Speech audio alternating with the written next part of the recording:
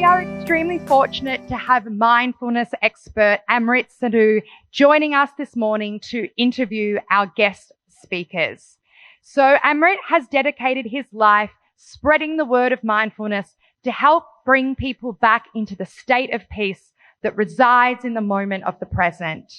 After graduating as a certified master for corporate and personal development at Mind Valley, he launched a podcast named Inspired Evolution, where he picks the brains of brilliant minds who are at the top of their field in their industry.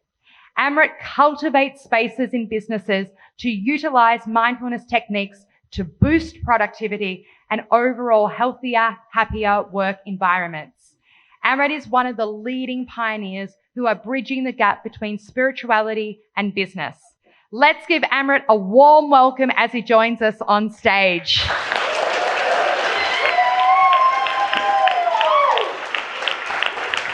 Thank you so much, Amrit. Thank you for such a warm and wonderful introduction. You're so welcome. The first speaker who'll be having a chat with Amrit is the founder and director of Barkley Eyewear, the world's first modern interchangeable blue light blocking glasses designed to block all harmful spectrums of artificial light through morning to night. One of Melbourne's young gun biohackers, Dayne, is a certified human potential and primal health coach with a multidisciplinary holistic approach to health and well-being, with a particular focus on sleep, biophysics, and metaphysics. Let's give Dayne a huge round of applause.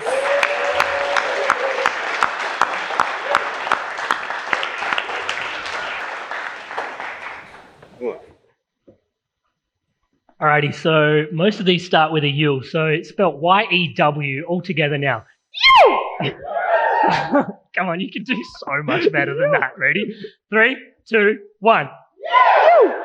Dayne, welcome, brother. How are you? I'm really well. Awesome. So there's a few things going on in this space. Why don't we start with why you, like, when I first heard Dayne Barkley, I was like, oh, that sounds like Oakley Sunnies. That sounds like a really good name for a pair of sunglasses. And here we are wearing these kooky. Why am I wearing these?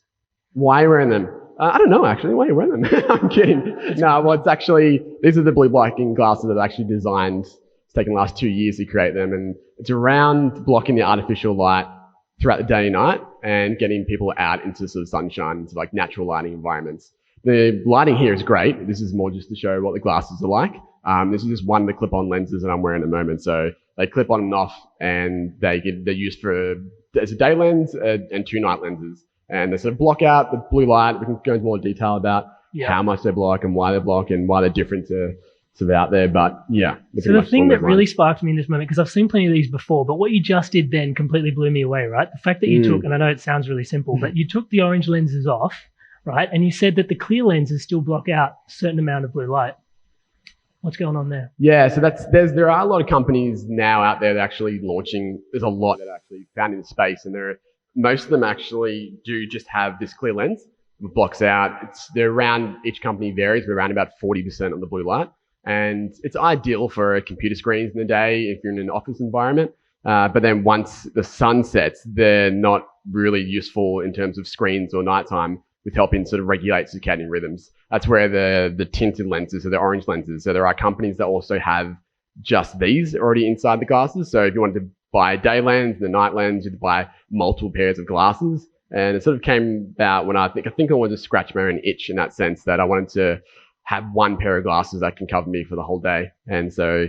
See, I love that, because I've got a pair of these at home, but they're those like construction worker wrap around your head, and they look really lame. So when I saw one of these, I was like, dude, these are really cool. And during the day, like, I find my eyes get really dry because I'm spending a lot of time in front of a computer screen. So I'm really turned on by these. So we've been crucifying blue light for a little bit. Tell us a little bit about what's going on with blue light. Yeah, so I think I came across, again, I wore the wraparounds, the real dorky sort of ones, and I've went through so many different pairs of blue blockers, and my personal experience with wearing them, it's like it was been quite a profound impact and difference when I started wearing them, even in really cheap ones. So if people wanted to just try it out and get a $10 pair and to see what it's actually about. And yeah, it's unnatural. Like the blue light is more just like a term that covers artificial lighting. So blue light is just a different spectrum of lighting. The reason why it's so detrimental is that the blue light that comes from screens, from fluorescent lighting, all that there. It's a very unnatural spike of blue, and it's not evenly distributed without the four colors of the spectrum. So if you're going for the sun, there's blue light in the sun, but it's also evened out with all the red and the green and the colors. So it's very even spectrum that we've evolved under as human beings. All the colors of the rainbow. The rainbow, pretty much, yeah. It's where we're very familiar, and that's how we've evolved under the sun. So when you get hit by a spike of blue light that comes from the screen, whether it's day or night, it sort of tricks the brain into thinking that your body's like, oh, is it daytime? Is it 12? It doesn't know what time it is. So it scrambles the clock that has in the human eye. So the idea of these blue blockers is to block the artificial light day and night. It's not just night, and it's also not just day. But there's different frequencies that are used to block that. That's why I sort of created the 3 different lenses to clip on, is that they're made for day and night as well. But also I know people aren't comfortable always wearing just color lenses. People in the biohacking space, they're probably happy to wear that color lenses, but at least if they wore the clear lens, they'll still get some protection. And if they're at home, they can clip on the orange or the reds and have that extra protection from there. Yeah, we're not all Bono. I kind of get that. So one of the things that really amazes me about this whole thing that you're talking about, and I will ask you in terms of what are the benefits of like why we're actually trying to mitigate this blue light issue, but the actual, and I think we're going to go there anyway, but in terms of the circadian technology that is actually our eyes really fascinates me. Like the fact that your eyes are actually plugged into these circadian rhythms, which are like bioenergetic rhythms that communicate with the earth. I'm in awe of that. Can you tell us a little bit more about that and what's going on and how that, like, what are the benefits, I guess, that flow on from that space, getting in tune with your circadian rhythm? Yeah, like it fascinates me too. And I feel like we don't really have a clear picture of what's going on. There's a lot of people going off, and there's a lot of studies, and if you look into biophysics and biohacking and space, you have a rough idea what's going on, but I truly don't believe we actually have any idea what's truly happening. But in the sense that we have evolved under the sun, and we've evolved under the light-dark cycle. So our body and our circadian health sort of revolves around having the sunlight exposure during the day, but once the sun sets, we're only throughout history, we've been exposed to firelight or candlelight or moonlight and starlight. And so getting exposed to these unnatural alien frequencies that are like a spike in the blue light factor, it scrambles the brain at night, and the circadian health it sort of evolves in the eye. So when the light comes into the eye, it sends a signal to the brain, and it goes to your body and tells it's like midday. So if you're looking at a TV at nighttime, you're just watching TV, you may feel like you can go to bed fine, but you're not going to sleep deeply and soundly and get the optimal kind of sleep you need. And so the idea behind these again too is to block the blue light, but it's also to drive people. It's similar to having like a campfire sort of style in your eyes can expose to. So you can still watch TV and do on your laptop, but at least have some protection of some sort. And if you didn't want to wear these at home all the time, my partner and I we put in candle lights now. So we have candles over the whole house. So it's not that dangerous with a little bit of wax dripping here. Sounds romantic. It sounds wonderful. It's quite romantic. So you're wearing some stripes just then. That's doing good. So that helps a lot too. But that also helps with keeping our sleep routine is in really good shape. And there's always ways to improve it. It doesn't mean lighting's not the only one. It's a small one of part of it, but it's very easy to mitigate and to manage in my opinion. Just like you can wear some glasses, you can have candlelight, and just be conscious of your lighting environment and being conscious to get outside and during the day, you get the sunlight in your eyes, which is sort of grounds your circadian health as well. And your body knows what's going on, what time of day it is. Then come sunset is like blocking that blue light, that artificial light. Cool. So you just said light wasn't the only one. So let's pull that thread on that tangent. What's going on in there? So what else is in there? Yeah, so lighting was one of the first ones I came across when I was looking to like sleep. I got really obsessed and felt cold to go into sleep, and lighting was just something that just made a lot of sense to me. And when I heard about it, and then we evolved under the moonlight and the sun and all that, I'm like, great. And then I started to dig further into that and find more and more things to optimize my sleep. So wearing the Oura Ring for the last 3.5 years, I've been able to track multiple sort of factors that come and improve my sleep. And so one area, like lighting, it's such an easy one to like just to implement, I found, but there's other ones I was more curious about. So ones that we found recently that were really fascinating was the EMFs. So people aren't familiar with, there's native electromagnetic frequencies, which is what the earth gives out. And there's also non-native, which is Wi-Fi and Bluetooth and all the cell towers that's going up. It's 5G. It's not 5G. It's not good. And so it was getting radiated, and we can't see that physically with our eyes. We don't have the ability to do that, but a lot of people can sense that. So a lot of people are getting hypersensitivity to the EMFs, and it's especially for sleeping. So I found like during the day, it can be pretty difficult to avoid that and manage that. And even trying to freak out about it is not going to do much for your health. So, but for sleep, for instance, we found about one of the most effective solutions we've done, and we tracked it in our aura. So we had objective data as well as subjective, how we felt. And that was we live in an apartment, and I'm hyper aware that in an apartment complex, there are a lot of Wi-Fi routers around, and there's not much we can do about that where we live.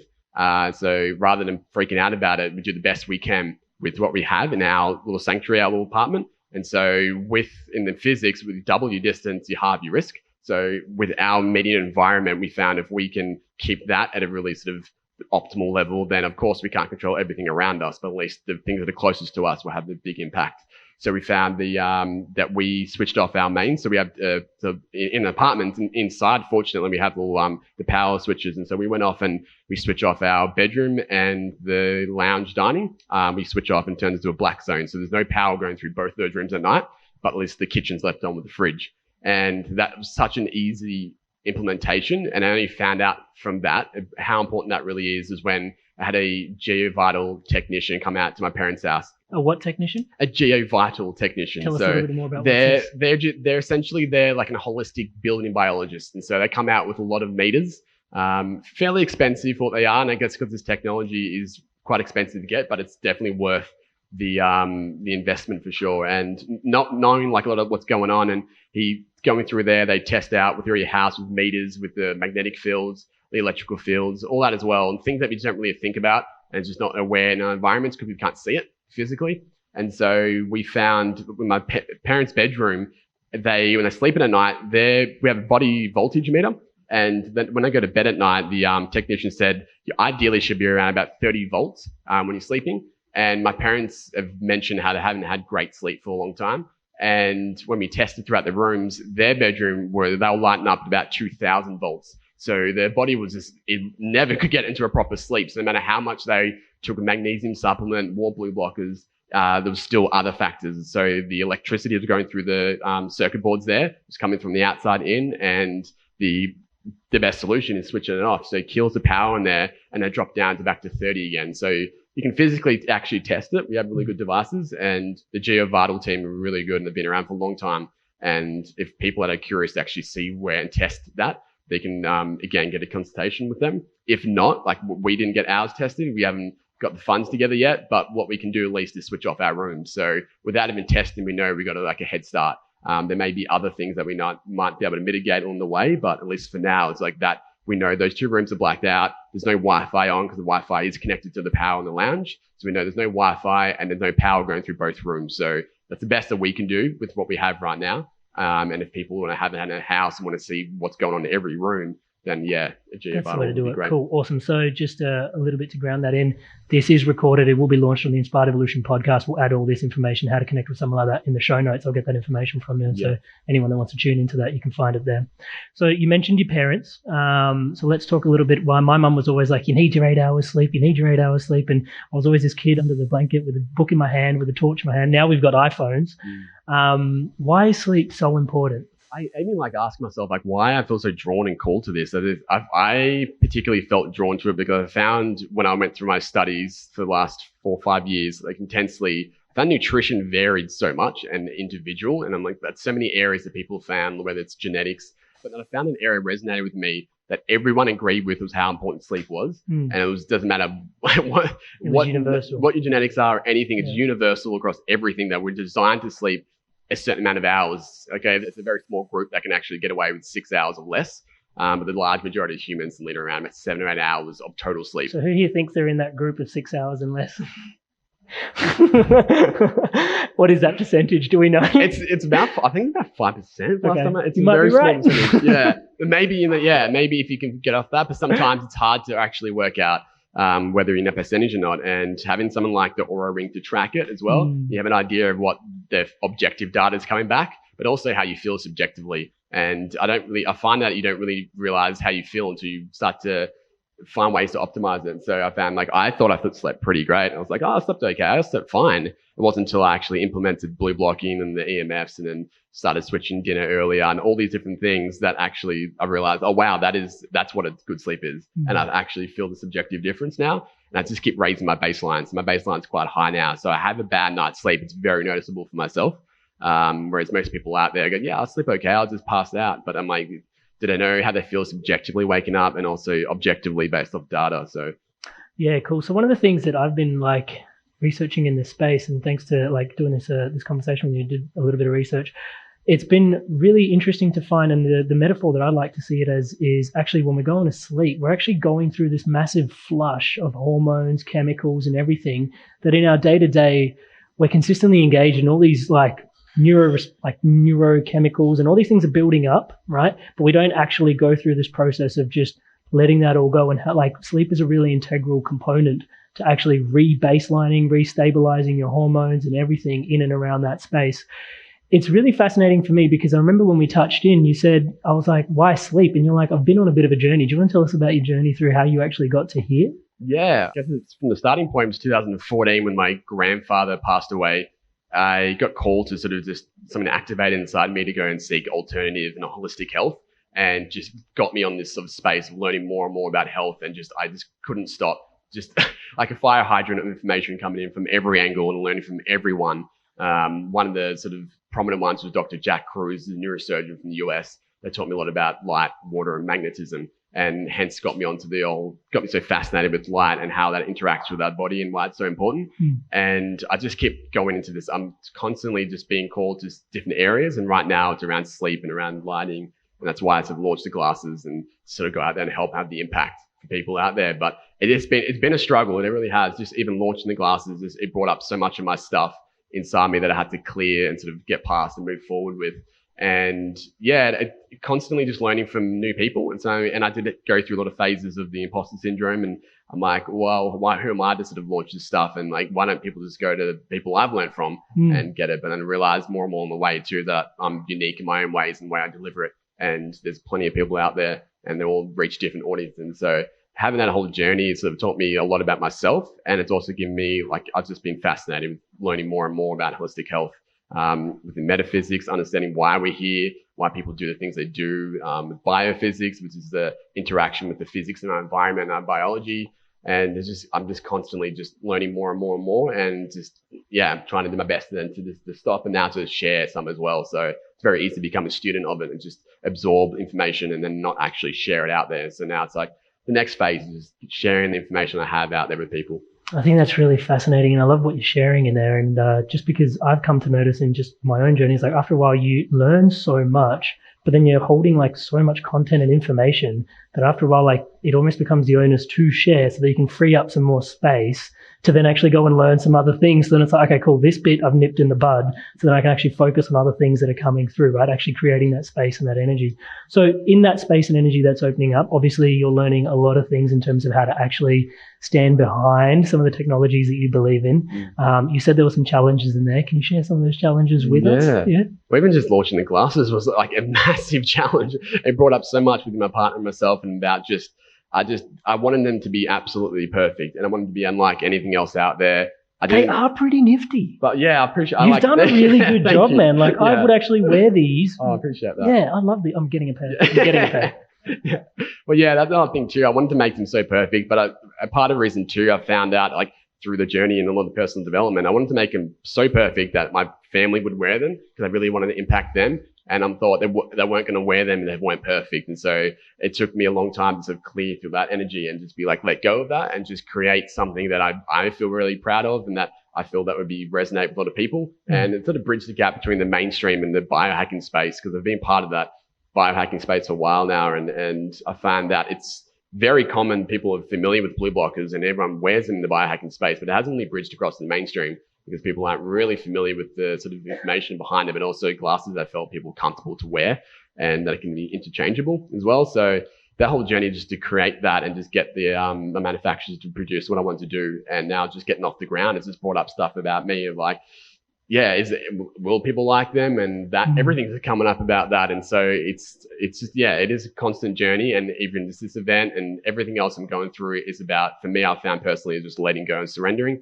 and just letting what happens is meant to happen. So no matter what it looks like, it's sort of like leave it out of my control and just go with it and just be there and be present and try to connect with people and share where I can. I love that. Surrender is so deep. So in that, you mentioned the word mainstream, yeah? So what does it look like in your like idealistic vision in terms of all this EMF and blue light blocking sort of stuff, what would it look like if everybody implemented this? Are everybody wearing glasses, or are there light globes and everybody switching over to the right sort of light globes? Like, what is the utopia of like us having like just perfect sleep as a collective society? That's a really good question, actually. I like that. Well, my intention behind the glasses is not for them to be that they're a temporary solution to until, I guess, lighting technology and lighting engineers come up with better solutions. So right now, the blue blockers is where it's at, but I want to eventually, once that builds up more and more people know about it, is moving towards the lighting engineering side of things and starting to get the lights that actually, and companies are doing that. I think Qantas are actually implementing that now within their flights. Some of the transatlantic flights now, they're actually dimming the lights and going into sun frequency. So they're getting the dull down at nighttime, and then they rise back up to the sort of sunlight. And so just getting that out more. And so having out in the street, all the lights going down to more of an amber light, and then daytime have that sort of lighting. So it is to be more like not everyone wearing my pair of glasses. I don't want everyone wearing glasses out there, but for right now, I feel it's a temporary solution to what's actually available. And in terms of EMFs as well, it's more educational and knowledge. A lot of people are easily to dismiss it and be like, I can't see it. It's like, oh, it's not a big deal then. But it's like, just educate yourself. There's a lot of great people out there, doctors, and so many people out there that are doing great things, learning books that I read a lot, podcasts out there like yourself. There's so many of the information that you can get out there, and just be curious and be open-minded and see what, and get people educated in that space. And it'll be more of awareness. Once people are aware of it, they'll want more of what needs to be happening. So, yeah, I think one of the things that I really found interesting about learning all about blue light blocking and all that sort of stuff was actually the whole piece around sleep hygiene.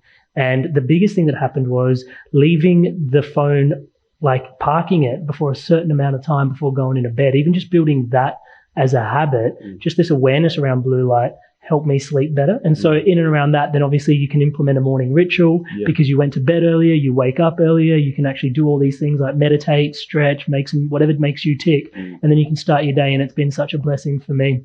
So in and around that, just before we wrap up, anything else you'd like to share with everybody? Yeah, I'll throw out some other cool sort of facts and tips that people might want to like implement or look further into as well. The things that we found out recently.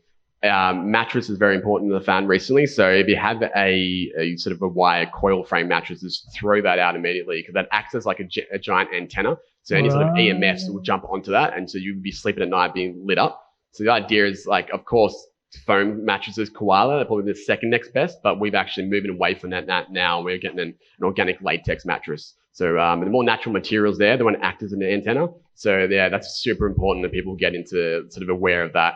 And so yeah, move away from the coil mattresses. Then like not beneficial at all. That's from that side of things. There's the lighting side, the EMF. So if you don't want to switch off your power in the house, at least go turn off your Wi-Fi router at night. And then keeping your room, I guess the idea is keeping your room dark and cool as possible. That's a really important part. And so blackout curtains you can get from IKEA, super cheap ones there.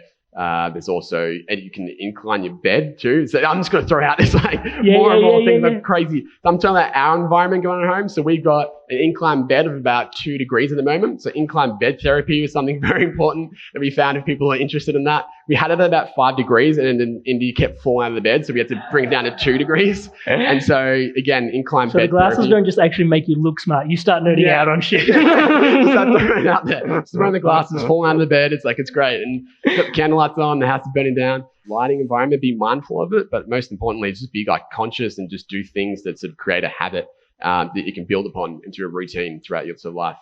I love that. Sleep is so important. Guys, we've just been hacked by Dayne Barkley.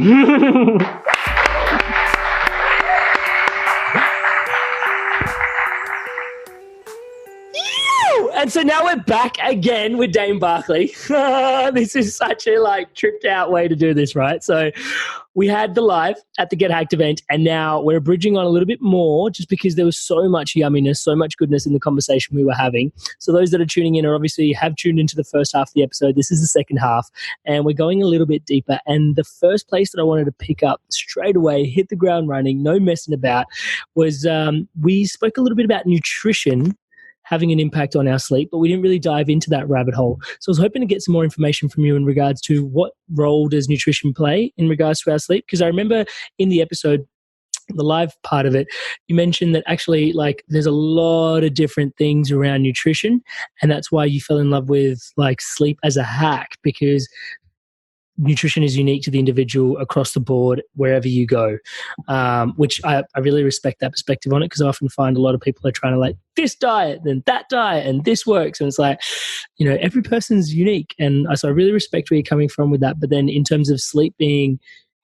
the kind of universal thing that, people can address like in a pretty uniform kind of way, and the benefits being so profound, as we've been discussing previously, there was still a piece of nutrition that was in there. So tell us a little bit about that.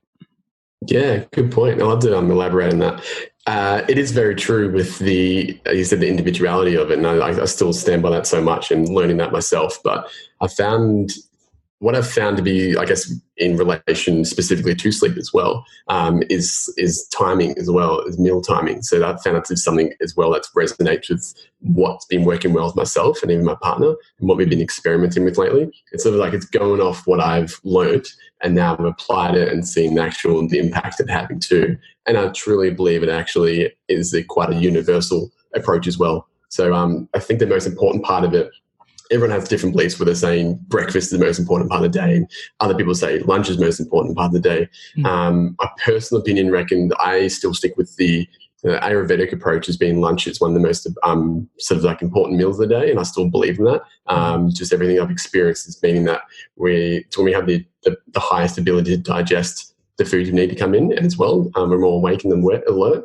Come into nighttime, so in relation to sleep, I have found that eating earlier and lighter has had a significant impact on like sleep quality, particularly deep sleep and resting heart rate. So like my partner and I are constantly tracking our aura and seeing the data. So we see objectively what actually is working and impacting, and also how we feel subjectively. So it's another factor involved in sleep, but we found how much sleep meal timing has a massive influence on that. So we personally practice eating dinner around 6 o'clock, like trying to keep it as routine as possible, like not much later. Sometimes it'd be later. The later we do it, the less we tend to eat. So our sort of principle is that if we're going to have a dinner, it's going to be something light. Like ideally now moving to spring and summer, like a salad in that kind of sense. Vegetables have that as like a base of the core. So we generally on what we've moved into now is more the body ecology style of eating. So food combining, and it's mixing a bit of Eastern tradition there as well. And we generally stick to eating vegetarian at night. But we're not vegetarians ourselves. We don't stick to any sort of dogma or even any sort of, we don't call ourselves anything. We're just whole food based. We eat our ground beef. We're all about the quality as well. So organic and biodynamic. I find that's key. So quality goes over anything else, I believe, over whatever diet that people believe and want to follow. I think quality should always come first. So supporting the local organic farmers is definitely a priority. And so we stick to eating sort of a vegetarian-based meal at night. We find, even from everything I've learned, but also what we've experienced, just most importantly, is that eating a heavier, dense meal, even with some sort of animal protein, it takes longer to digest in the system. So if you're eating a dinner, like a late big meal at night, we're naturally going to feel stuffed. And some people can probably pass out into like a food coma, but they're not going to get the deep sleep, regenerative sleep that they require. And so we found that even ourselves, eating something light and going to bed with a fairly empty stomach, it helps with, I guess, people as well getting into that stage of intermittent fasting. And so they can eat an early dinner, then wake up and have a breakfast, they feel like it, and they've technically gone 14 odd hours without eating. And so that's ideal as well for most of the population to get some sort of fasting practice, whether it's full day fasting, whether it's intermittent fasting. And so those numbers we found as well through our aura. So we found that a resting heart rate would be a lot lower, would drop a lot lower at night. We're eating a lighter meal because our system wasn't trying to sort of digest the food in our stomach. We've eaten a light meal at dinner. We've gotten close to, and we go to bed like on average around 9:30 at night. It varies the time of year, but we found that having that, the resting heart rate drops at a really good space, and we wake up feeling a lot more like alert. And the lower your heart rate drops, the more indicative it is of of the rest that you're getting. Is there a correlation? Yeah, it is. Yeah. So if you consume alcohol, if you have heavy meals, and even bright lights as well. So blue blockers are really ideal for that. All those factors are involved. They do elevate your resting heart rate. So having something to track, I guess, like aura is really helpful. But if you don't have that, at least you can go off subjectively how you feel and usually feel more alert when you wake up. And I think like tracking long term is really useful. But I remember I had an Aura ring and using it even just initially, just like seeing it grounds in a couple of facts. And once you kind of know those facts, I realized I didn't really have to revisit the stats too often. One of them being the key piece, going to bed early. And I really respect what you're saying in terms of food and you know, being of Indian nature and like kind of being on this journey of health. I feel like there's a lot of parallels here, but the Ayurvedic approach of like lunch being like making lunch the biggest meal in the day. Just to nerd out a little bit, I'm Kapha Pitta, which is like earth and fire. There's not a lot of water and wind in my system, so it's much more. When I eat, it's like the earth, like stuff moves slowly through the system. So it's like, lunch, make it massive. And then I've actually been leaning into making smoothies for breakfast, and then dinner kind of is an optional thing. But I remember that was a massive transformation in itself. When I first started going down that route, it was like I would literally come home, and the only way I could do this was pretty much chop half a massive watermelon in half and just eat the whole thing, because I felt like I was eating, but I was just eating my hydration and sugars, right? So, but that was me hacking myself into getting into like, a lighter dinner sort of approach. But I totally resonate with what you're saying there. And it's interesting to see that, you know, there is an actual like metric that you can look at, which is your heart rate. In regards to that, then where does the conversation around like what is the lowest hanging fruit in your opinion? So there is nutrition. We've talked about that. We've talked about EMF and switching like our devices off. We've obviously got the glasses, which you've been such a sponsor of and such an amazing gift to the world that you've created here.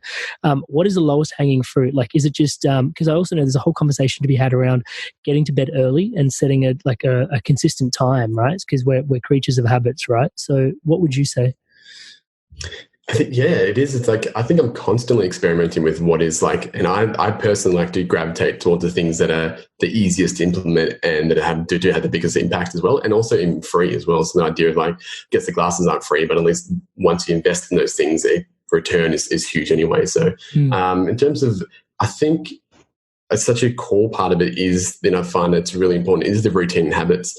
I find it's one of the biggest, if not the biggest, because it encompasses everything that involves sleeping or even getting to sleep and waking up. The whole thing of having a morning routine, even having an evening routine, it's like the whole creating of it some sort and creating your own that's unique to you. So like my partner and I, we keep like altering ours and adjusting it and optimizing it the best we can. And we find that having some sort of structure at both ends, like bookending the day, is like it's crucial. And I think it really is just incorporating all those factors and then doing it consistently. So what I found with the glasses, for instance, is that they're effective, but not if they don't work consistently. So the idea is like, I want to be able to sort of just be able to get that message out there, like they're effective, but only if you're wearing consistently. So is like getting good sleep. Like one night of bad sleep is not going to kill you, but then if you're having consistent bad night's sleep, or if you're having one good and then 4, 5, 6 in a row bad night's sleep, it's not going to be ideal. So it's you fall off it, and we do have late nights, but I think the core part of it is that when you're at home, creating some sort of routine and structure, and around that, either sleep routine, around an evening routine, around a morning routine. So when you wake, you're not just waking up and going in some sort of reactive mode and looking at social media. You have something productive that actually sets you up for the day as well. So both ends is so important for myself and just my growth now to function daily in a really good space. So routines in some sort of informing that and then sticking to that and having structure, I think it's key, absolutely key, because without that,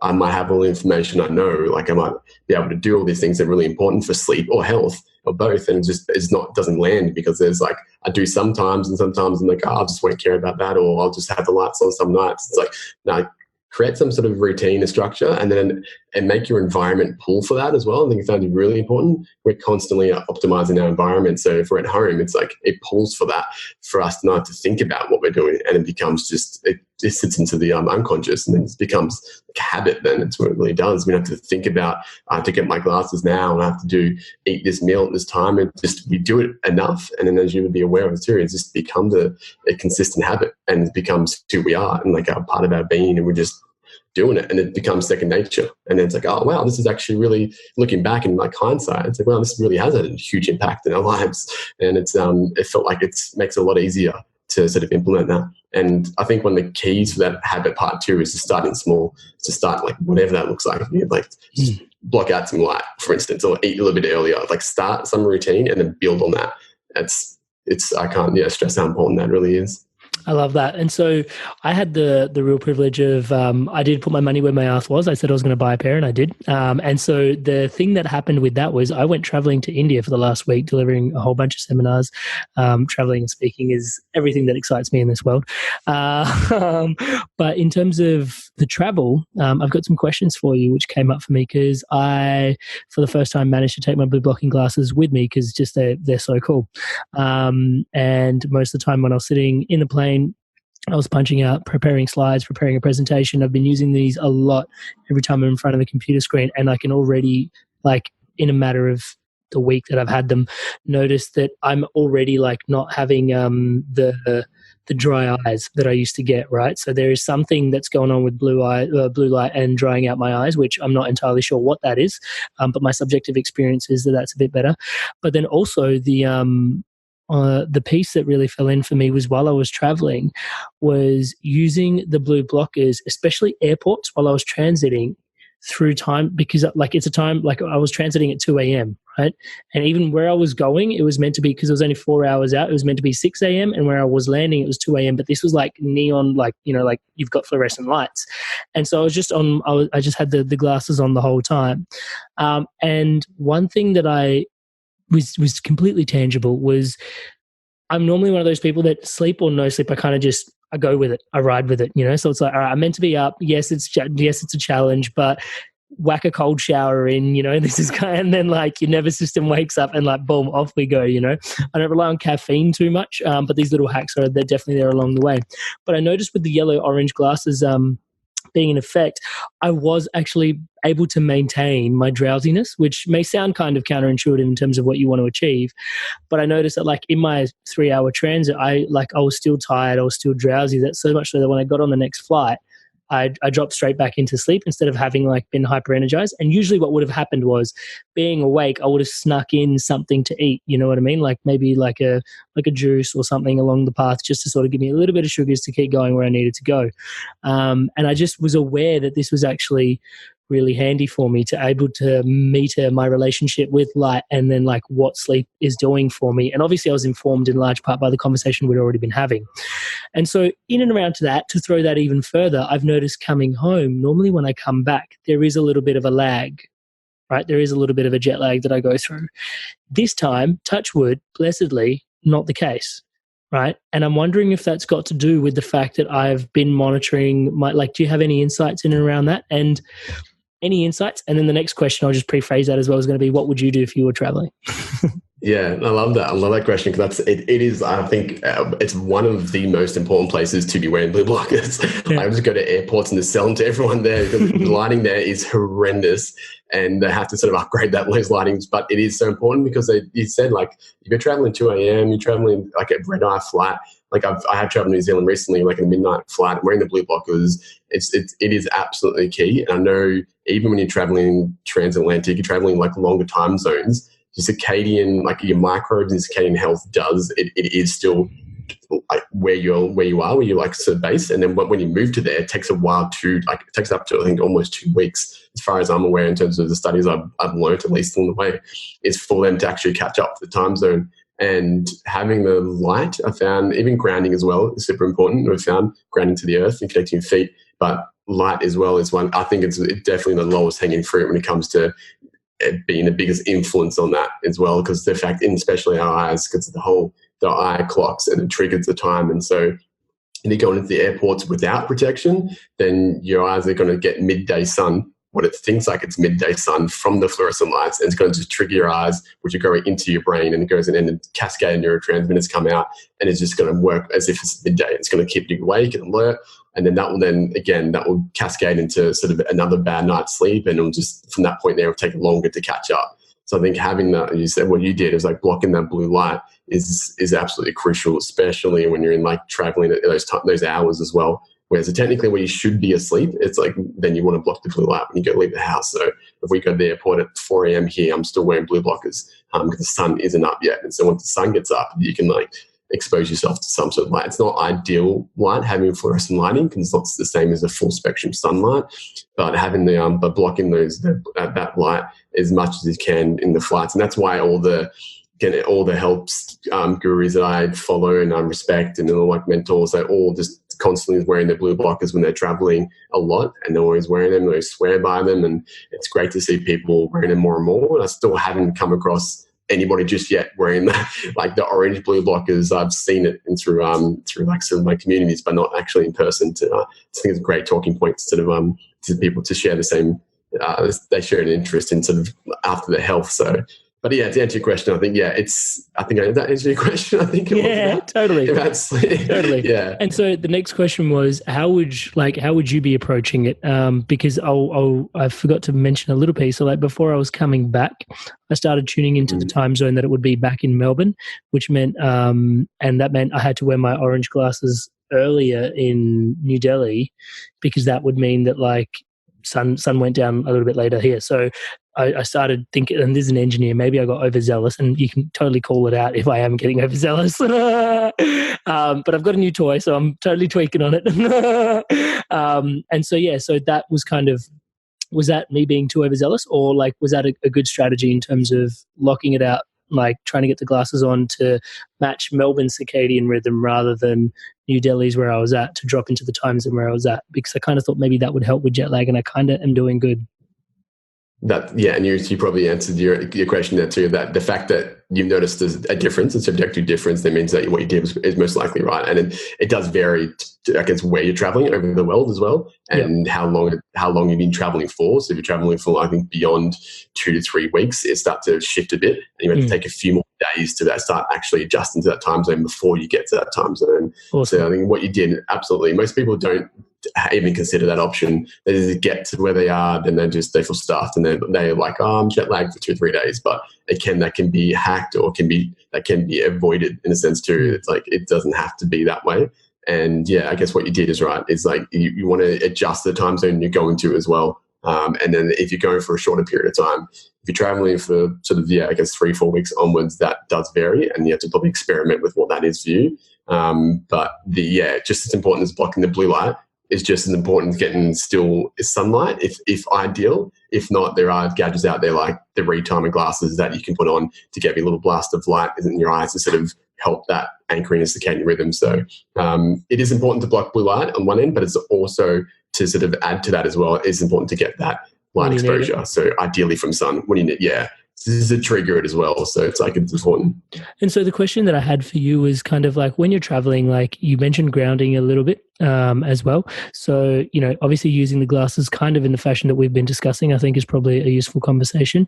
But then just step us through like what you would be implementing in a travel. And maybe it's a bit hard because subjectively you'd just be doing it on autopilot. It's kind of, reaching into your unconscious competencies. But like, are there certain things that do stand out? Like, if I'm definitely traveling, for me, like classic example is like, I'm always traveling with reishi or chaga just because they're adaptogens and you're adapting your environment. So little pieces like that, like you mentioned grounding. Am I trying to get my feet in the earth as early as I can, as soon as I get off the flight sort of thing? What's going on in Dayne's world when he's traveling?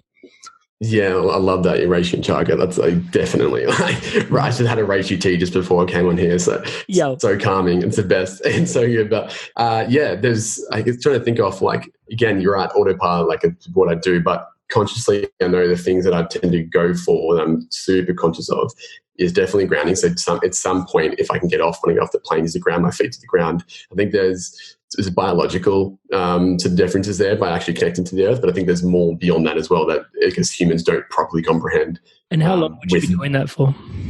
I'd say like at least 10 minutes for me personally. Be at least 10 minutes of like just getting my feet on wherever I am. It's like connecting at least, and in that sense there, it's like a grounding spot, but also I feel it also gets your body to catch up to where you actually are. And I think there's space and time. I think there's a lot to do with that and the quantum physics side of things, and to sort of give yourself an alignment. That again, it's a really popular practice by most of the health people that I sort of trust and follow, and it's what I personally trying to aim for that myself. Is some sort of connection, especially when you're flying. I mean, you're flying up up there off gravity for a bit and then coming down. It's going to be a big difference, big impact on your body and your cells as well. So grounding, like it's at least 10 minutes would be ideal. And another big factor as well is definitely a big fluid intake. So that'd be ideally water, some sort of filtered water. It's just as necessity, because up in aeroplanes, massive EMF zone they are. So they're just a huge container of just EMFs and pumping. And they have planes with Wi-Fi. You're just getting bombarded from every angle. So dehydrate your cells like crazy. And so like it's so important to be drinking either good quality, if you can, at the end when you get to the actual airport somewhere, good quality filtered water, San Pellegrino, even I think Fiji water is a pretty decent one. The people that can't afford, they're like really expensive filtered and remineralized water. But I think fluid intake as well to get into your system, some sort of electrolyte balance as well. So I think ideally with pinch nap, you put a bit of Celtic sea salt into that, because usually filtered water is just dead water in a sense and doesn't have much in it. So if you were to go somewhere, you can get filtered water it of your own. Yeah, and I think the easiest way is to carry some sea salt with you if you don't, and that's very easy to carry it with you as well. Throw some sea salt in there, shake it up, and then drink that. I think that's key as well. Getting the remineralization and the electrolytes into your body after being so dehydrated from flight up in a massive metal container full of EMFs and radiation up there. So and going through all the metric scanners and all that. They're a nightmare. Yeah. I haven't looked enough into it, but I know from the people I trust and the functional doctors, is terrible for shredding DNA. So I'm aware that it can't be avoided too. So it's you can't just sit around. I'm like, I know I have to go through that, but put everything in place that I can get myself the best advantage. So all those things as well, get your immune system strong with your child immunity ratio. You have that something that you can keep boosting yourself with. Some people believe in glutathione and vitamin C, like high dose of vitamin C, but trying to find the best sources as well for that. So I think the easiest, I guess, what most people can do is just fluid hydration, some good filtered water, put some sea salt in there, and that's enough to sort of kick your body into good shape at least. And there's plenty more hacks that were in there as well, that's for sure. But for starters, that's really good. Awesome. So you've just mentioned something that's just flagged for me, and it may be a bit off topic, but talking about the conversation that I'd love to just have with you about we mentioned vitamin C, and you mentioned you're always looking for a good source of food, and knowing I can feel into what we both know about I guess just the state of soils and the quality of food that we get. If we can just quickly dovetail into that, I know it's not sleep related, but yeah, just asking some questions regarding what you think, just having some commentary on what good quality food is, and multivitamins and stuff like that. How do we get stuff like that in? I think I caught that. You just froze for a second there, but I'm pretty sure I caught it. I think I know what you were what you're saying. What I heard at least to that was getting from there. Was it? Am I right? Is here you were getting from the more the whole food source from the actual diet rather than? Yeah. So I was just asking. I was just it's not pertaining to sleep, but the question is mostly around just food and our food quality, because you alluded to it a little bit earlier. And I just wanted to sort of give us both space to rant on the pain points that are there. Obviously our soils are stripped of minerals because of the modern farming practices.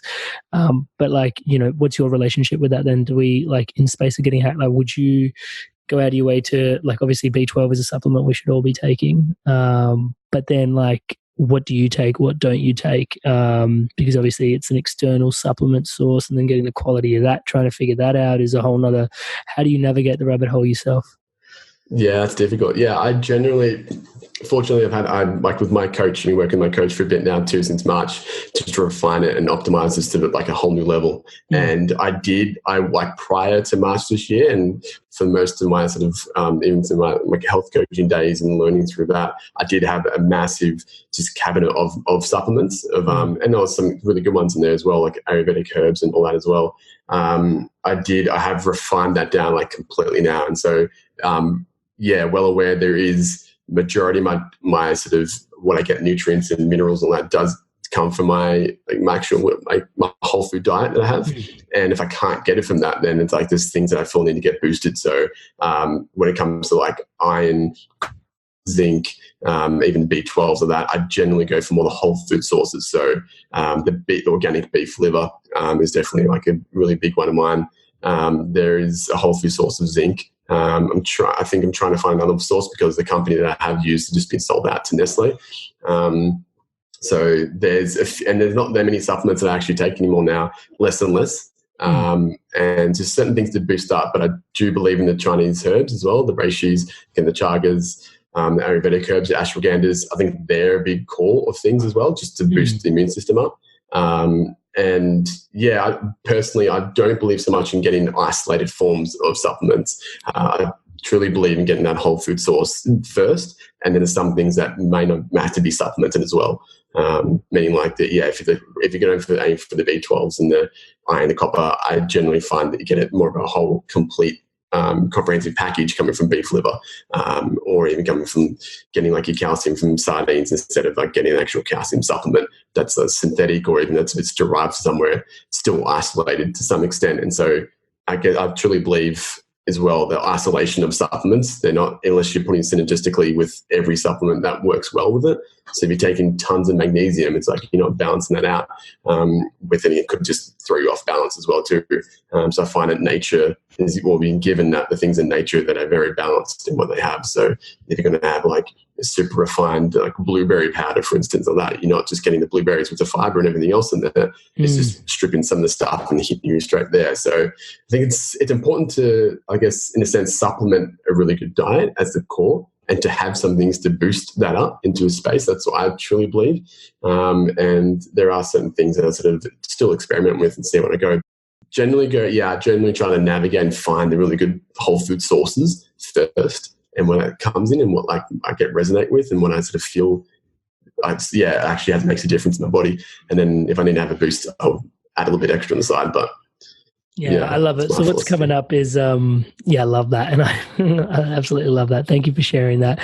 And so a big part of what's coming through is nature does it best, whether it's your whole foods, whether it's just getting back to the earth, putting your feet in the earth, just connecting back to the circadian rhythms, through utilizing, basically these glasses to mitigate, issues with the way that we're artificially generating light. Maybe Edison does have a lot to answer for. So the questions I then have are like, in terms of what are some of the challenges that you've faced personally? Because, I can perhaps relate to some of them, in that a lot of what it boils down to at the end of the day was inherently good the way that it was. Some things are definitely better now. The fact that you and I can have this conversation and then inform so many people through the conversation just to the power of the internet and technology where it's at is an absolute blessing, and I'm eternally grateful for that. But then there are certain things when it comes to tuning back into your health where it's like, oh, we've kind of, set the ticker too far in one direction and it's time to rein it in. The conversation around things were like kind of better before they kind of span out of control. How do you find for yourself selling people something, like selling them on themselves, their own natural self? It's like the way you were and the normal things, the everyday things, which, like you said, I kind of look for free stuff because and generally that's the stuff that works because there wasn't a capitalistic society that long ago, So how do you personally navigate through that? This might be a bit of a personal question. No, it's a great question. I love that. It's so good. I guess it has been a journey myself, and just the whole, like, even like when it comes to nutrition, for instance, getting so confused what's out there, and going through so many different diets myself, and having like beliefs in a lot of different areas. Like I do like the Chinese medicine side, I do like the Ayurvedic, and some Western approaches I like, and just like blending it all. But I think the key, what I've come across in my personal experience, and the key that's just really resonated with me is turning within and having that inner guidance. Hence why I love the quote that I have so much, is "Turn to the light within" by Ernest Holmes, and the every Barclays I sell. And it really resonates with me. I just truly believe that with all those books in the world right now, they all just disappeared. All the diet books, people would know what to eat. And I feel like if we intuitively know what's good for us, and we just get, I guess we've been distracted in this world to be told what we should be eating, and different groups believe that we should be eating this way. And I just truly believe that accessing and just cultivating that inner guidance, and that is, for me, it's been enormous. And just trusting that, like asking, there's so many different ways to do that. But I think it's like a lot to do with like sort of surrendering their ego kind of things, and also just doing the research, but then trusting that what I've learned and what I've on all the different areas of nutrition is like, for instance, it's like I trust that what I'm being guided to, what I eat, is generally actually sort of nourishing my body, and so making better choices from that as well. So every day I'm like refining and just optimizing the diet, and it's getting stronger, and then my inner guidance is getting stronger as well too. It's like it works hand in hand. It's a spiritual practice as well, like you finding foods. Let me drop in with that, Dayne, because there is probably someone listening to this podcast whose inner guidance is like, go pick up another donut. Do you know what I mean? So this is speaking from experience, because I used to be 105 kilos in year 8, right? So I was like the tubby kid in class. But then obviously you do a certain amount of work on yourself, and then like you can't trust yourself for a certain while, and then you kind of get to like a kind of healthy medium, and then you kind of, but like what is your advice for someone in that space that can't really tune into their inner guidance? What are they looking for in that space? Are they looking for inspiration, or what are your thoughts there? Yeah, great question. That's so good. I personally have that battle. And like, is that me? Is that my ego, my other side of me trying to like make this decision? Like, do I really want to have that? Like, or is that just something like that nourish my soul, or might I genuinely like and have that battle? And it's a constant sort of battle or sort of dance. I'd sort of feel with that. And yeah, like try and differentiate the difference between your inner guidance and what there's to support you, and what is just either pathogenic bacteria that want to feed more sugar in your diet, and it could slash your ego. So like it could easily be a combination of that, and you just can't differentiate what that is. Again, I think it practices like some form of meditation, getting connected with your body, and starting to be, the first thing is the awareness. It's like knowing, okay, well, I can't differentiate the difference right now, and knowing like doing this as sort of form of practice, whether it's meditation, whatever that looks like for anyone, and start to sort of connect with their own breath and their body, and how to start to feel that. And trust as well. I think trust is like, if you make a decision like, yeah, I want to have a donut right now, it's like trust that, that's not the decision that my inner soul guidance wants, and that actually knows it's right. There's ways of muscle testing as well. So even thinking about food's good for me, you can do muscle testing. So one of my sort of like my mentors, Paul Check, he's just constantly, he's such a beast as well. He's an absolute beast. And I like, in terms of anyone, if I recommend, I said, just go to Paul Check, nobody else, and just listen to his stuff. Again, like he has like no dogma there. He's almost 60, and he's like ripped, and he's just so much knowledge. And I love his approach. He'll sit there and he'll be like, if they're not giving you health advice standing there, if they're not prepared to do it standing there in their undies, why would you take advice from him? And he goes deep down rabbit holes. He's like, okay, so there's like a whole environment in your kitchen sink's drain. What's going on in there? Just make sure you're like tuned into the environment there as well, because that's part of your environment. And I'm like, dude, you went there. Like, he's really cool. He's really cool. Sorry. No, I love it. Yeah, I agree. I'm so passionate about it too. I'm just sharing his stuff all the time. He's like, he's incredible. He really is. But his approach is what I think one of the closest I resonate with the most. And he does talk so much about, it's like trusting in the guidance to like, and don't like, if all the books in the world disappeared, what people like eat, they wouldn't know what to do. They're like, oh, what does he tell you to do? So like, they wouldn't know what to do. So the idea is like cultivating that inner guidance to be able to support you moving forward.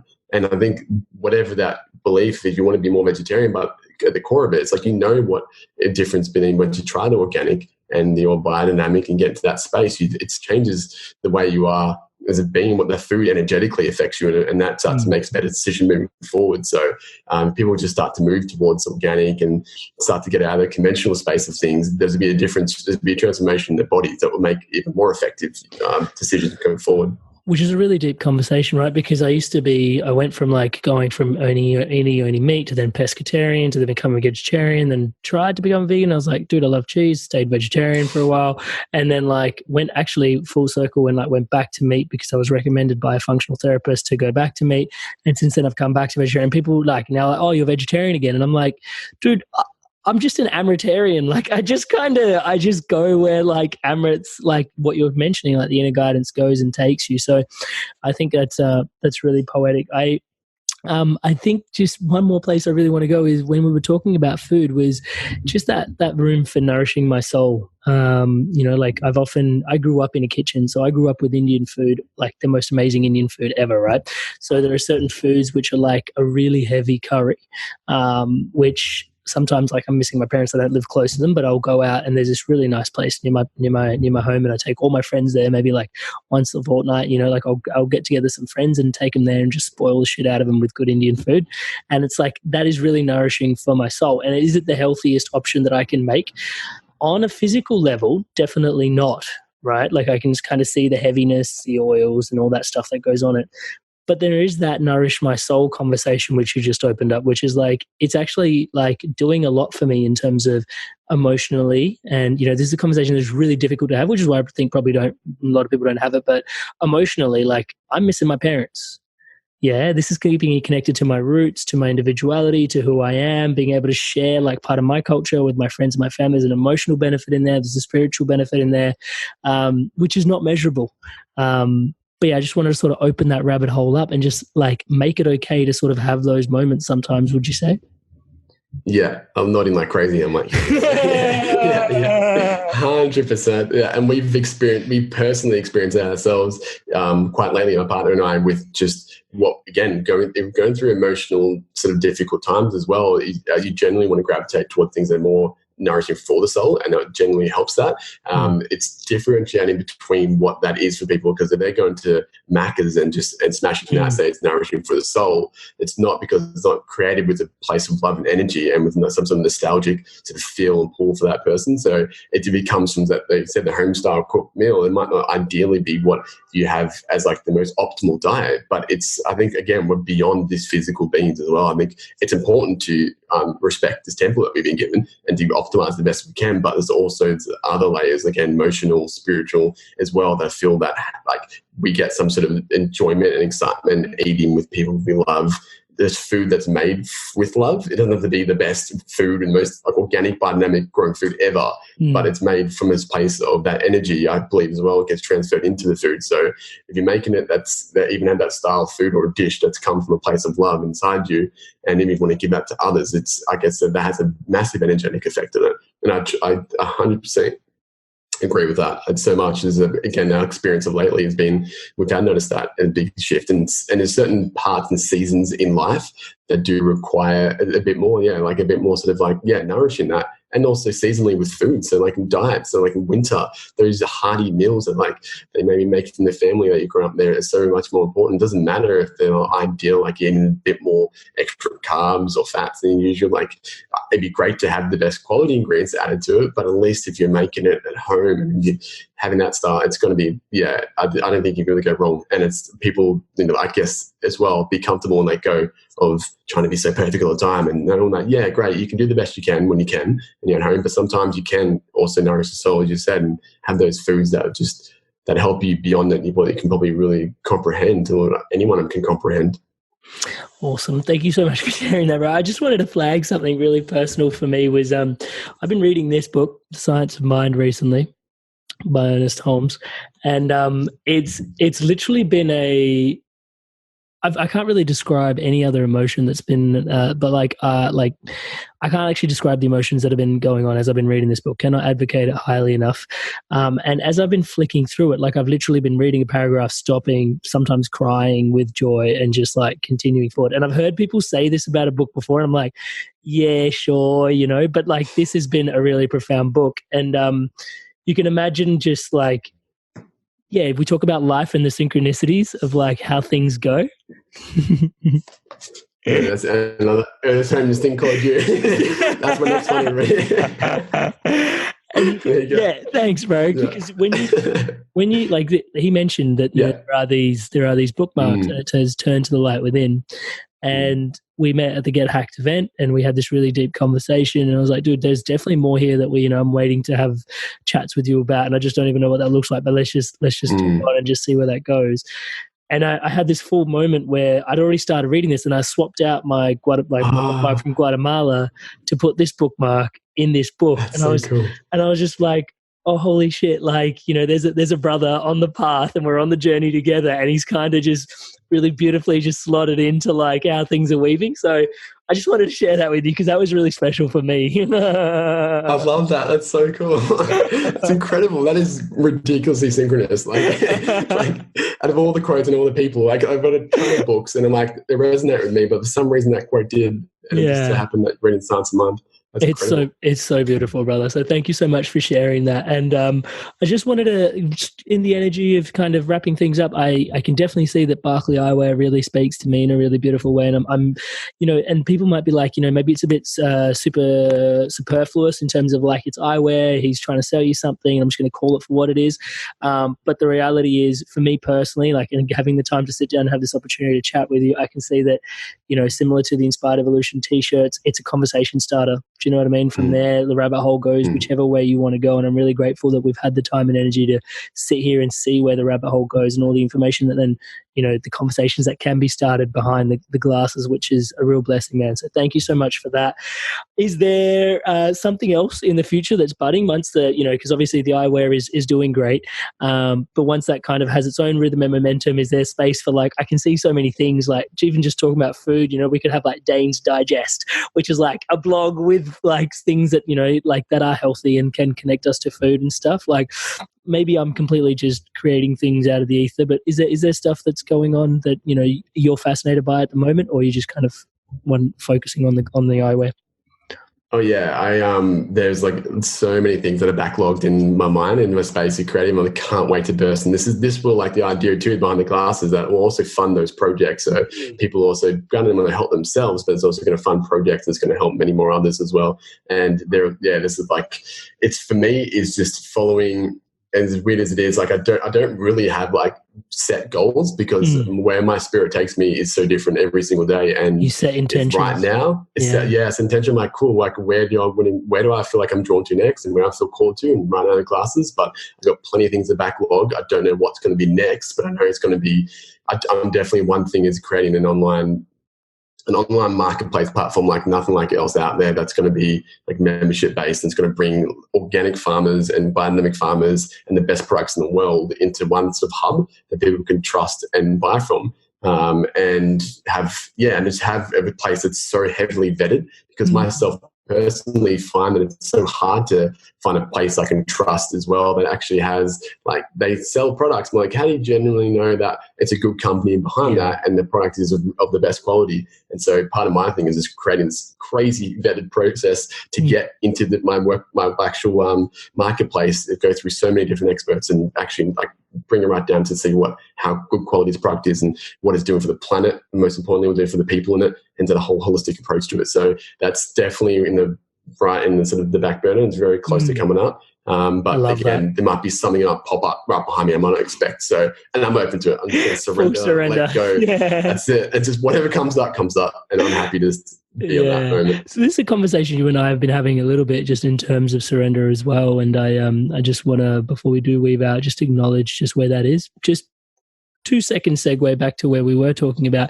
I think that's really cool, because I know like what you were talking about in terms of the food, like that's really awesome, because maybe like sometimes I don't even know what's available in my local markets. Like there are markets in Fitzroy, I didn't know that they had certain foods that I wanted. I just thought they were like for clothing markets. So connecting like things to your local, there's heaps of potential, and that really excites me. So talking back to surrender, sorry if you can keep up. I just want to acknowledge just where you're at, and where like where what's coming up for me as well. Like it's been a really interesting gambit, kind of just walking into like the 30s and just going, okay, wow, like I had this, a lot of this came from actually losing one of my mentors recently, and we lost her early, but realizing that there is this whole thing around death made me realize, whoa, like life is kind of, I think I've kind of got control, because when you're an adolescent between like 20 to 30, you're like, yeah, surrender, like it's a concept, right? But like why? Like now, like I've got life by the balls, pardon the French, it's like now I've got control, like I got things, let's set goals, let's go achieve things. And even what you said, you don't set goals anymore. It's more like an intention and just being open and surrendering. Instead of being like a rocket, you're more like a compass. Just that dance. Like I don't know what I'm trying to go with the question, just taking my hat off, I guess, to sort of just respecting, that approach, because it's really starting to settle in for me, which has been a massive one to digest, because it's your ego doesn't like it, right?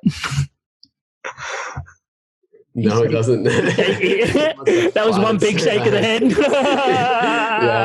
That's what I'm constantly battling with that now. It's like that. Yeah, the ego does not want that. It wants that control. Wants to know, act like it wants to control every situation. And I found that even just speaking with you at the event at Get Hacked and Get High was that experience with you on stage as well. Like I had to let go of just trying to say like be perfect at what I'm saying and like trying to control like what I'm going to say and plan it and just like letting go of just whatever comes out and trusting what comes out will be exactly what needs to be said. And that's it. And that's just like letting go of that. And even just this interview here, it's like, in past podcast interviews or it's whatever it is, I'm writing a blog or an Instagram post, just trusting like before is just to be like, I want to control so badly to make this perfect, sound the best way and say the best of like, it's like rather than just being like, I'll let go of whatever that come out in me. It might not sound perfect, but it flows out a lot easier and just let go of that. So that ego wants to be perfectionist side of it. For me, particularly, it's definitely perfectionist and want to nail it. Then there's other part of me, it's like you're so weird. Overpowering. That's now. so just. No one else is like that. No one else. It's just me, right? It's just